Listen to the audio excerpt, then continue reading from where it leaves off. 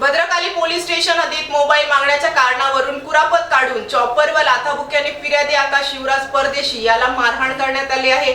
तसेच अनिल सुभाष चव्हाण याचा कोयत्याचा धाक दाखवून पायावर गुडघ्यांच्या खाली ठिकठिकाणी धारदार हत्यारांनी वार करून गंभीर जखमी करण्यात आले आहे।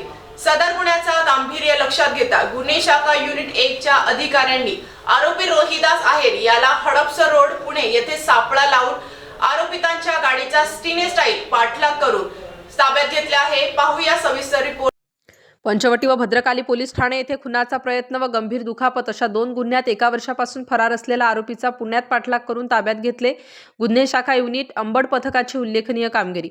भद्रकाली पोलीस स्टेशन हद्दीत म्हसोबा मंदिराजवळ भगवतीनगर नानावली नाशिक येथे मोबाईल मागण्याच्या कारणावरून कुरापत काढून चॉपर व लाथाबुक्क्यांनी मारहाण करून फिर्यादी आकाश शिवराज परदेशी यास गंभीर दुखापत केली। त्याबाबत भद्रकाली पोलीस स्टेशन येथे दाखल आहे।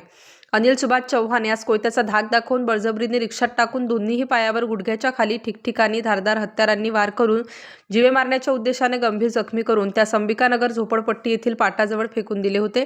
त्याबाबत पंचवटी पोलीस ठाणे येथे गुन्हा दाखल आहे। वरील नमूद गंभीर 2 गुन्हे दाखल झाल्यापासून आरोपी रोहिदास आहेर हा त्यांचे अस्तित्व लपवत हर्सुल पुणे येथे 1 वर्षापासून राहत होता। सदरचा आरोपी पुणे येथे फ्लिपकार्ट कंपनीत नोकरी करत असल्याची गुप्त बातमी पोलीस उपनिरीक्षक मोतीलाल पाटील यांना प्राप्त झाली होती।